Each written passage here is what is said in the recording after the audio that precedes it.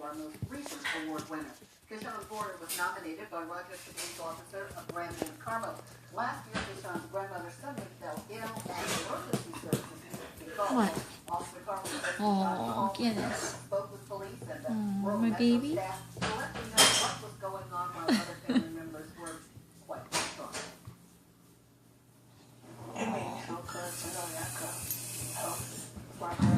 No, you don't get pet all the time. I only have one hand now. Okay.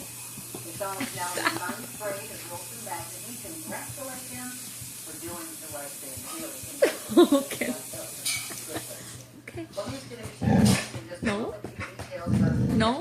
We learned more information about Charles Kane's past. We recapped Trip Formatic. Okay. Well, that is next on 10 NBC at 6. I don't even know where she is. I'm afraid of what she might do out there. Is true love. No? No? Their fairy tale romance. I can't. Grim on NBC. The Stanley Cup playoffs are taking shape. Saturday, prime time. Sidney Crosby